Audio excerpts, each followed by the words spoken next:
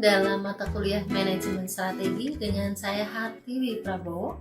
Kita di topik ke-6 ya, yaitu strategi internasional. Subtopik dari topik 6 ini adalah identifikasi peluang internasional, kemudian jenis strategi internasional, tren industri di posisi 3, pilihan mode masuk internasional, risiko dan lingkungan internasional, hasil daya saing strategis, dan terakhir adalah tantangan strategi internasional. Akhir dari topik 6 ini diharapkan Bapak dan Ibu bisa menerapkan input manajemen strategi, formulasi strategi, dan implementasi strategi. Yang pertama yaitu identifikasi peluang internasional. Ketika kita bicara strategi internasional, yaitu strategi di mana perusahaan akan menjual barang atau jasanya di luar pasar domestiknya. Ada 3 manfaat dasar dari strategi internasional, yaitu adanya ukuran pasar yang meningkat, skala ekonomi dan pembelajaran dan terakhir adalah keunggulan lokasi. Silakan Anda melihat pada gambar 8.1 proses awal dari identifikasi untuk peluang internasional, kemudian sampai dengan bagaimana menerapkan strategi internasional. Kita mulai dengan yang pertama, peluang dari identifikasi internasional tadi sudah dijelaskan untuk meningkatkan ukuran pasar, kemudian skala ekonomi dan pembelajaran, dan keuntungan dari lokasi.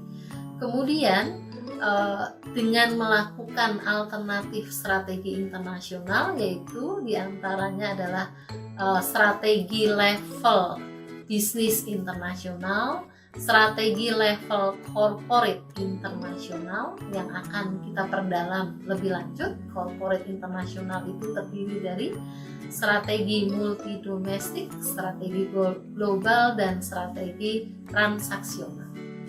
Kemudian tren lingkungan. Dari peluang akan melihat ke tren lingkungan, di mana kita mengetahui bahwa tuntutan untuk melakukan strategi internasional berasal dari pelanggan, yaitu untuk produk yang memuaskan selera pelanggan ataupun preferensi pelanggan, dan dari hal peraturan suatu negara. Kemudian subtopik pilihan model masuk ke internasional bisa dimulai dari hal yang paling mudah, yaitu dengan mengekspor, impor, kemudian bisa dengan lisensi, aliansi strategis, kemudian sampai yang terbesar yaitu mendirikan anak perusahaan baru. Risiko dalam lingkungan internasional terdiri atas risiko politik dan risiko ekonomi. Kemudian risiko itu bisa dilihat lagi, bisa dideskripsikan lebih lanjut lagi apa saja yang termasuk risiko politik dan risiko ekonomi dalam kaitannya dengan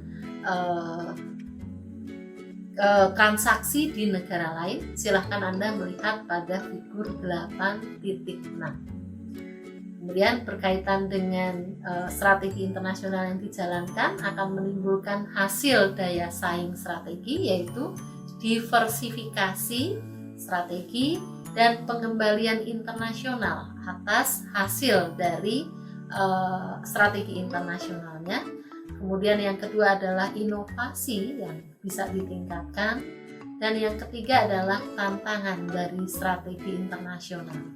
Tantangan dari strategi internasional adalah kompleksitas dalam mengelola strategi internasional.